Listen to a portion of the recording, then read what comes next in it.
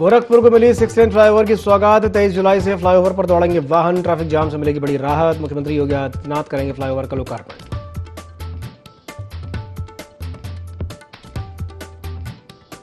एटा में विकास भवन में दिन दहाड़े हमला, सरकारी दफ्तर में मची अफरा तफरी। डीपीएस पर कार्यालय में हमला, कर्मचारियों ने शुरू किया धरना।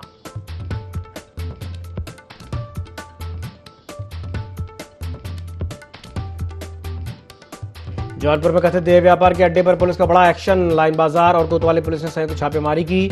मौके पर छापेमारी से इलाके में मचा हड़कंप।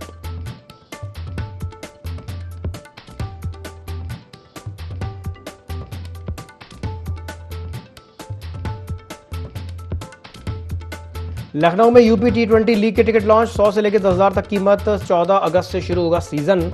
इकाना और ग्रीन पार्क में खेले जाएंगे मुकाबले।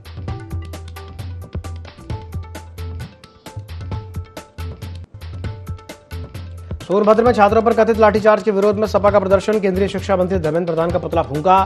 भाजपा सरकार पर छात्रों की आवाज दबाने का आरोप।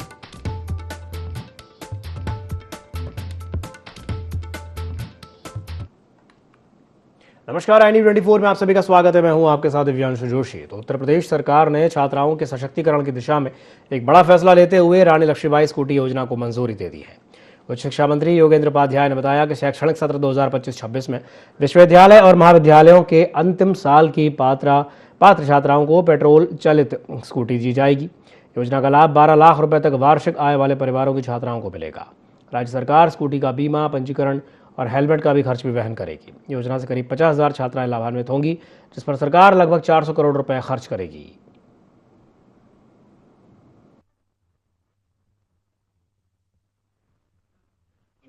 रानी लक्ष्मीबाई स्कूटी योजना।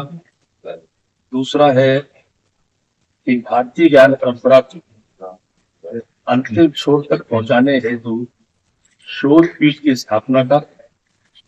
तीसरा था हमारे यहाँ पे वसंत महिला महाविद्यालय राजपुर में एक महिला छात्रावास। जहां तक सवाल मैं पहले प्रस्ताव को लेता हूँ, महिला सशक्तिकरण पूर्ति हेतु रानी लक्ष्मीबाई योजना। इसमें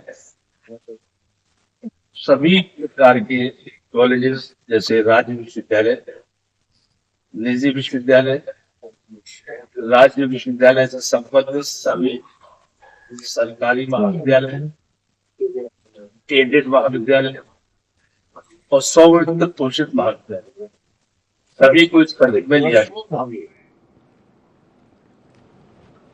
महोबा में समाजवादी पार्टी के कार्यकर्ताओं ने दिल्ली में छात्रों पर हुए कथित लाठीचार्ज के विरोध में प्रदर्शन किया। जिलाध्यक्ष शोभा लाल यादव के नेतृत्व में कार्यकर्ताओं ने अंबेडकर पार्क से तहसील तक मार्च निकाल करके राष्ट्रपति के नाम एक ज्ञापन सौंपा। प्रदर्शनकारियों ने केंद्रीय शिक्षा मंत्री धर्मेंद्र प्रधान को निलंबित करने, जौहर यूनिवर्सिटी पर प्रस्तावित बुलडोजर कार्रवाई को रोकने और देश में राष्ट्रपति शासन लागू करने की मांग उठाई। सपा नेताओं ने भाजपा सरकार पर महंगाई, बेरोजगारी, भ्रष्टाचार और पेपर लीक जैसे मुद्दों पर निशाना साधते हुए युवाओं के साथ अन्याय का आरोप लगाया। प्रदर्शन के दौरान पुलिस और प्रशासन मुस्तैद रहा और पूरे कार्यक्रम में शांतिपूर्ण ढंग से विरोध दर्ज कराया गया।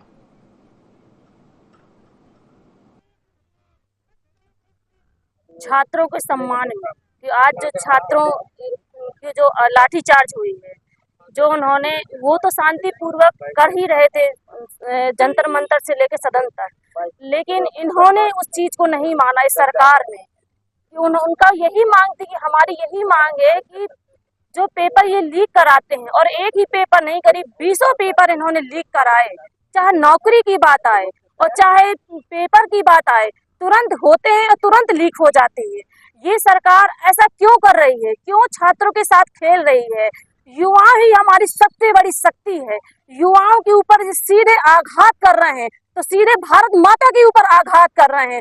जो ये देश में जिस तरीके से सरकार आघात करा रही है, पुलिस प्रशासन सीधे युवाओं के ऊपर लाठीचार्ज कराई, न जाने कितनी बच्चियों के कपड़े फाड़े गए। ये कहाँ का न्याय है? ये सरकार सब देख रही है, तब भी ये चुप है। हमारे छात्र आंदोलन कर रहे थे, शांतिपूर्वक प्रदर्शन करने जा रहे थे, क्योंकि इनके 20 बार पेपर लीक हुए, तमाम छात्रों ने आत्महत्याएं की। तो वो उनकी मांग थी कि शिक्षा मंत्री धर्मेंद्र प्रधान को सस्पेंड किया जाए, परंतु ये भ्रष्ट सरकार अपने भ्रष्ट मंत्रियों को सस्पेंड नहीं करना चाहती। उसी को लेकर के ये लोग शांतिपूर्वक धरना और प्रदर्शन कर रहे थे, तो इस सरकार ने हमारे छात्रों पर लाठी चार्ज किया। तमाम छात्र घायल हुए, तमाम छात्रों के सिर फूटे और अस्पताल में भर्ती हुए। तो हम कहना चाहते हैं कि ऐसी सरकार को, चाहे वो प्रधानमंत्री हो और चाहे शिक्षा मंत्री हो, इनको इस्तीफा स्वतः दे देना चाहिए। बड़ी खबर गोरखपुर से, जहां पर कल 2 दिवसीय दौरे पर सीएम योगी आदित्यनाथ गोरखपुर आएंगे। तारामंडल के बाबा गंभीरनाथ प्रेक्षागृह पहुंचेंगे और 892 बूथ अध्यक्षों को सीएम चुनावी मंत्र देंगे। कार्यक्रमों को सीएम योगी संबोधित करेंगे और रात्रि विश्राम भी सीएम गोरखनाथ मंदिर में ही करेंगे। दौरे के दूसरे दिन सुबह सीएम पूजा अर्चना करेंगे और उसके बाद सीएम जनता दर्शन कार्यक्रम लगाएंगे। जनता दर्शन के बाद देवरिया बाईपास पहुंचेंगे, जहां पर अत्याधुनिक 6 लेन फ्लाईओवर की वे सौगात देंगे। तो एक बड़ी खबर आपको बता रहे गोरखपुर से, कल से 2 दिवसीय दौरे पर सीएम योगी आदित्यनाथ गोरखपुर के दौरे पर रहेंगे। तारामंडल के बाबा गंभीरनाथ प्रेक्षागृह पहुंचेंगे, जहां पर 892 बूथ अध्यक्षों को सीएम योगी चुनावी मंत्र देंगे। कार्यकर्ताओं को सीएम योगी संबोधित करेंगे और रात्रि विश्राम भी सीएम योगी गोरखनाथ मंदिर में ही करेंगे। और दौरे के दूसरे दिन सुबह सीएम पूजा अर्चना करेंगे और उसके बाद जनता दर्शन कार्यक्रम लगाएंगे, जहां पर जनता की समस्याएं सुनेंगे। और उसके बाद देवरिया बाईपास पहुंचेंगे, जहां पर अत्याधुनिक 6 लेन फ्लाईओवर की बड़ी सौगात सीएम योगी देंगे। और इसी खबर पर ज्यादा जानकारी के लिए हमारे साथ हमारे सहयोगी रूबी सिद्दीकी जुड़ गई हैं। रूबी, मुख्यमंत्री योगी आदित्यनाथ कल से 2 दिन के गोरखपुर के दौरे पर रहने वाले हैं, क्या कुछ अधिक जानकारी विस्तार से बताइए। देखिए देवांशु, सबसे पहले बता दूं कि लगातार मुख्यमंत्री का जो दौरा है वो हर जिले में लगातार करते हुए नजर आ रहे हैं और कहीं ना कहीं लोकार्पण हो या शिलान्यास हो, जनता को जो सौगात है वो देते हुए नजर आ रहे हैं। अब 2 दिवसीय गोरखपुर का इनका दौरा होगा। निश्चित तौर पे पहला जो उनका शेड्यूल बताया जाता है, सबसे पहले वो मंदिर जाते हैं, वहाँ पे पूजा अर्चन करते हैं और उसके बाद वो जनता दरबार लगाते हैं। जनता दरबार लगातार गोरखपुर में चलता चला आ रहा है और जो समस्याएं होती हैं उनको दूर करने के लिए और वो जो दूर हो चुकी है उससे एक फीडबैक जानने के लिए वो पूरी तरीके से कवायद में रहती है और अधिकारियों को निर्देश देते हुए जरूर नजर आते हैं कि इस तरीके से जो लोग पहुंच रहे हैं जनता दरबार में, चाहे लखनऊ की चर्च की बात करते हैं या गोरखपुर की चर्च की बात करते हैं, तो जो जनता आ रही है उनके लिए कहाँ तक राहत पहुंचाई गई है और या ये कह सकते हैं कि उनकी अभी तक जो फरियाद थी वो कितनी सुनी गई है और कहाँ तक इसके ऊपर निष्पादन किया गया है। तो गोरखपुर का जो ये दौरा है निश्चित तौर पे बूथ सम्मेलन का भी दौरा है और कहीं ना कहीं अध्यक्ष जो असली और नकली अध्यक्ष पद को लेकर भी एक चुनाव होगा, क्योंकि पहले भी ये बताया गया था कि यहाँ पे जो बूथ सम्मेलन किया जाएगा जिसकी अध्यक्षता योगी आदित्यनाथ गोरखपुर से वो खुद करेंगे, बाकी जिले में जितने लोग हैं वो पहुंच सकते हैं यानी कि अध्यक्षता करेंगे। तो अब कहा जा सकता है ये जो गोरखपुर का 2 दिवसीय दौरा है निश्चित तौर पर काफी अहम माना जा रहा है। गोरखपुर के लिए एक सौगात होगी और कहीं ना कहीं ये भी देखा जाएगा कि बूथ स्तर पर जो सम्मेलन किया जाएगा 2027 को चुनाव को लेकर, उसके लेकर भी एक अहम बैठक होने वाली है। जी रूबी, तमाम जानकारी साझा करने के लिए बहुत बहुत धन्यवाद।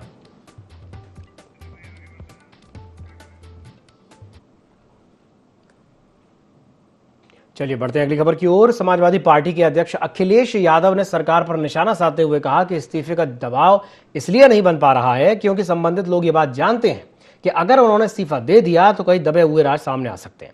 उन्होंने आरोप लगाया कि आजादी के बाद किसी भी सरकार ने इस तरह का व्यवहार नहीं किया है। अखिलेश यादव के इस बयान के बाद राजनीतिक हलकों में चर्चाएं तेज हो गई हैं।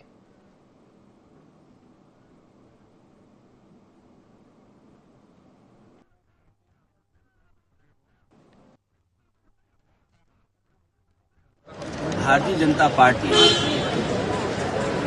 अपने मंत्रियों पर और संघीय साथियों पर इसलिए दबाव नहीं बना पा रही और इस्तीफे का दबाव इसलिए नहीं बन पा रहा है क्योंकि वो जानते हैं अगर इस्तीफा दे दिया तो दबे हुए राज भी वो न खोल दें। इसलिए भारतीय जनता पार्टी अपने किसी संघीय साथी मंत्री पर दबाव नहीं बना पा रही और वही कारण है जिसकी वजह से इस्तीफा नहीं हो रहा है।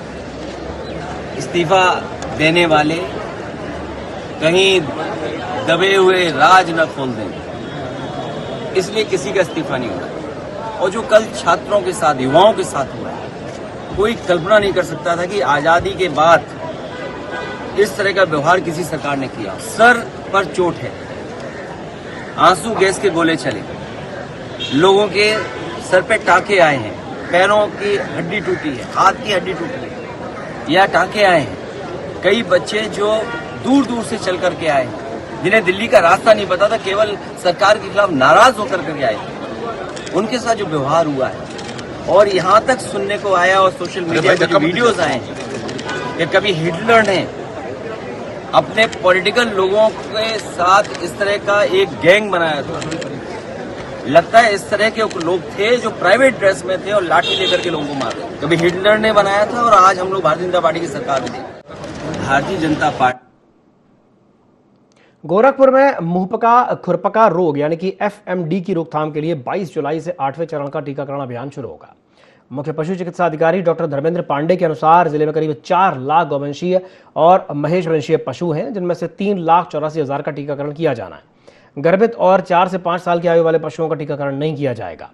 यह वायरस जनित बीमारी गाय, भैंस, बकरी, भेड़ और सुअरों में तेजी से फैलती है। इसके लक्षणों में मुंह में छाले, अधिक लार, खुर में घाव, बुखार और दूध उत्पादन में कमी शामिल है। पशुपालकों से टीकाकरण और साफ सफाई बनाए रखने की अपील की गई है। जनपद में इस सीजन में गोवंशी और महिषवंशी दोनों पशुओं में एक बड़ी बीमारी है खुरपका मुंहपका रोग, जिससे अचानक से पशुओं की जो लैक्टेशन में है उनके दूध कम हो जाते हैं, पैर पक जाता है, मुंह में छाले हो जाते हैं, जिसकी वजह से पशुओं को बड़ा कष्ट होता है। इसके लिए साल में 2 बार खुरपका मुंहपका रोग का टीकाकरण होता है। 8वां चरण है जो 22 जुलाई से शुरू होने वाला है जनपद में। इसके लिए आवश्यक तैयारियां कर ली गई हैं। हमारी कुल पशु संख्या 4 लाख के करीब है गोवंशी और महिषवंशी पशुओं की लेके, जिनमें 3,84,000 पशुओं को टीकाकरण किए जाने का लक्ष्य हमको प्राप्त है। ये 3,84,000 पशुओं के टीकाकरण के लिए विकास खंड वाइज हमने 2-2 टीमें बना रखी हैं। कुल 40 टीमें हमारी क्रियाशील रहेंगी, जो पशुपालकों के दरवाजे पर जाकर निःशुल्क टीकाकरण का कार्य करेंगे। सीतापुर के कमलापुर थाना पुलिस ने ओला कार बुक करके चालक से लूटपाट करने वाले गिरोह का खुलासा करते हुए 2 बदमाशों को गिरफ्तार किया। पुलिस ने उनके कब्जे से लूटी गई वैगनार कार, अवैध तमंचा, चाकू, जिंदा कारतूस और चालक का पर्स बरामद किया। पूछताछ में आरोपी ने बताया कि उन्होंने लखनऊ के कामता बस अड्डे से कमलापुर जाने के लिए कार बुक की थी और सुनसान स्थान पर चालक ने मारपीट करके चाकू के बल पर कार और पर्स लूट करके फरार हो गए। पुलिस के अनुसार दोनों आरोपी शातिर अंतर जनपदीय अपराधी हैं और उनके खिलाफ कई गंभीर मामले पहले से ही दर्ज हैं। दोनों को न्यायालय में पेश किया गया है।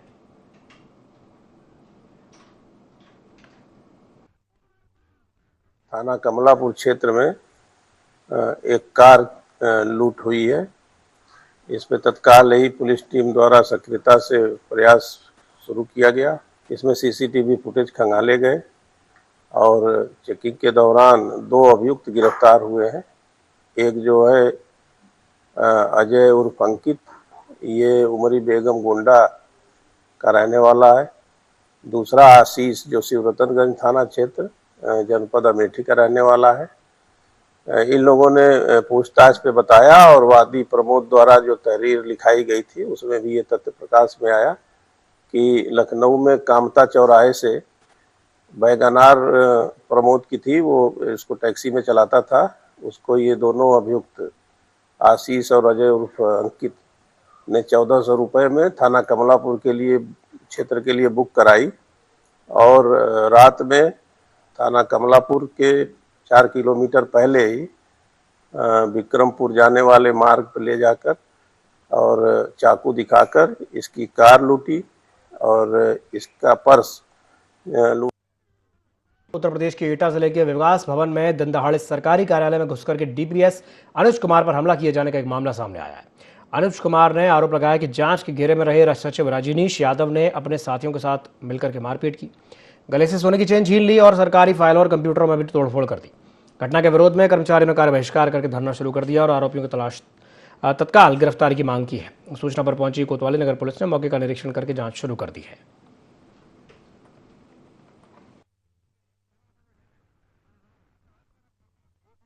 मेरे साथ सरकारी कार्य करते समय मारपीट हुई है।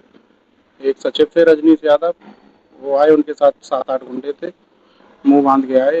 अचानक आते ही मेरे पे हमला किया और मेरी सोने की चैन तोड़ के ले गए। सरकारी सिस्टम जिसमें मैं काम करता हूँ वो तोड़ गए और मार के जैसे ही लोगों ने अन्य कार्यालय के जो सहायक थे उन्होंने पकड़ने की कोशिश की तो ये लोग भागे। विवाद तो मुझे जानकारी नहीं है, लेकिन इन पे करोड़ों रुपए के घोटाले की इनकी जांच चल रही थी, उसमें ये निलंबित भी चल रहे थे। तो हो सकता है वो पटल मेरे से संबंधित है, इसलिए इनको द्वेष भावनापूर्ण ये सब। रायबरेली में एक नवविवाहित दंपति की संदिग्ध परिस्थितियों में मौत से इलाके में सनसनी फैल गई है। शादी को अभी 6 महीने ही हुए थे और दोनों के शव घर के कमरे में पंखे से लटके हुए मिले।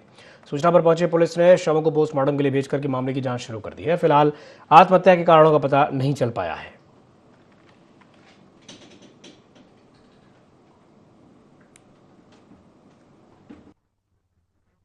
दो लोग लाए गए थे, पति और पत्नी हैं। जांच के बाद दोनों को मृत घोषित किया गया, मृत अवस्था में लाए गए थे।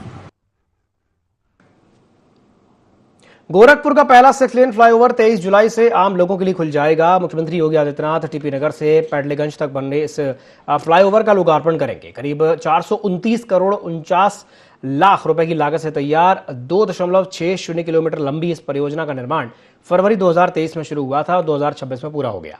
यह मार्ग नौसड़, टीपी नगर, रुस्तमपुर, देवरिया बाईपास और पैडलेगंज को जोड़ेगा। फ्लाईओवर शुरू होने से शहर के व्यस्ततम मार्गों पर ट्रैफिक जाम में कमी आएगी और देवरिया, कुशीनगर, महाराजगंज, सिद्धार्थनगर, नेपाल और बिहार की ओर जाने वाले हजारों वाहन चालकों को तेज, सुरक्षित और सुगम सफर का लाभ मिल सकेगा।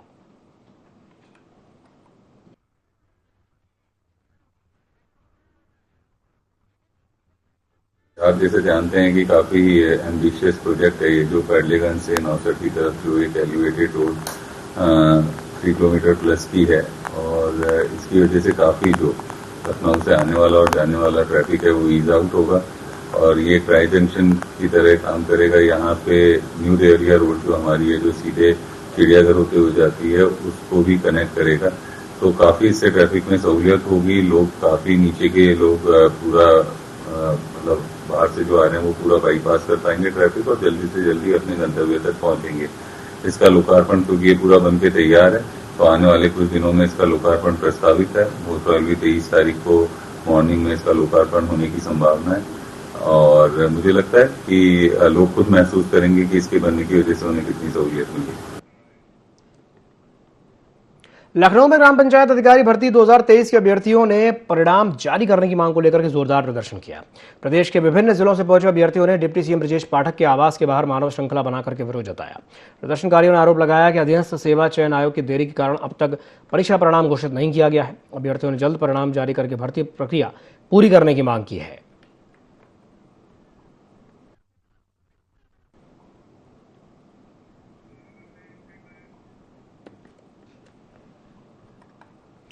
उत्तर प्रदेश के बांदा में भारतीय किसान यूनियन ने जिला अध्यक्ष अवधेश सिंह पटेल के नेतृत्व में प्रदर्शन करके राष्ट्रपति के नाम एक ज्ञापन सौंपा। किसानों ने भारत अमेरिका व्यापार समझौते और अन्य मुक्त व्यापार समझौतों का विरोध करते हुए कहा कि कृषि और डेयरी क्षेत्र को बिना सुरक्षा विदेशी प्रतिस्पर्धा के लिए खोलने से छोटे किसानों, दुग्ध उत्पादकों और ग्रामीण अर्थव्यवस्था को नुकसान होगा। प्रदर्शनकारियों ने स्वामीनाथन आयोग की सिफारिशों के अनुसार C2+50% फॉर्मूले पर MSP की कानूनी गारंटी, सरकारी खरीद पर कानून, कृषि के लिए मुफ्त बिजली, ग्रामीण उपभोक्ताओं को 300 यूनिट मुफ्त बिजली, उर्वरकों की उपलब्धता और प्राकृतिक आपदाओं पर उचित मुआवजे की मांग उठाई है।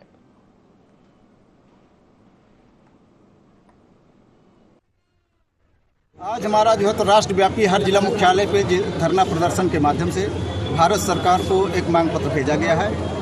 2021 में जब 13 महीने भारतीय किसानों का आंदोलन चला, भारत सरकार के द्वारा कुछ लिखित समझौते किए गए थे और जो लिखित समझौते आज तक पूरे नहीं किए गए, उनको पुनः याद दिलाने के लिए आज एक मांग पत्र प्रधानमंत्री भारत सरकार को भेजा गया है, जिसमें MSP गारंटी कानून, C2+50 के माध्यम से रेट निर्धारित करना, किसानों की संपूर्ण कर्ज माफी, किसानों के बिजली 300 यूनिट घरेलू उपभोक्ताओं को मुफ्त, निजी नलकूपों के लिए पूरी तरह से बिजली मुफ्त, इन सारे मुद्दों को लेकर के 15 सूत्री ज्ञापन भेजा गया है। आज हमारा राष्ट्रीय आह्वान पर 15 सूत्री ज्ञापन माननीय प्रधानमंत्री जी को जिलाधिकारी बांदा के द्वारा सौंपा गया है, जिसमें हमारी प्रमुख मांगे हैं। भारत अमेरिका का जो ट्रेड डील हुआ है, समझौता हुआ है, वो बिल्कुल किसानों के साथ धोखा हो रहा है, जिससे किसान यहाँ का पूरी तरह से बर्बाद होगा। और C2+50 स्वामीनाथन का आयोग का गठन हो, इससे किसानों के साथ बड़ा धोखा किया जा रहा है। और संपूर्ण कर्ज माफी की भी बात कही थी, संपूर्ण कर्ज माफी 300 यूनिट घरेलू उपभोक्ता को विद्युत मुफ्त हो और नलकूप में किसानों को मुफ्त बिजली दिया जाए। इन तमाम समस्याओं को लेकर के आज 15 सूत्री ज्ञापन जिलाधिकारी महोदय को सौंपा गया।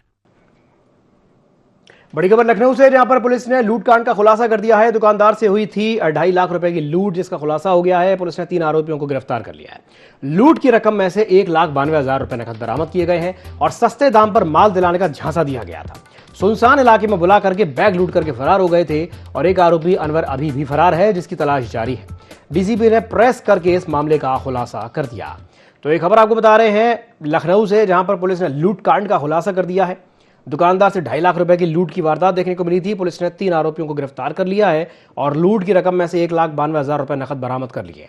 सस्ते दाम पर माल दिलाने का झांसा दिया गया था। सुनसान इलाके में बुलाकर के बैग लूट करके बदमाश फरार हो गए थे। एक आरोपी अनवर अभी भी फरार है, जिसकी तलाश जारी है।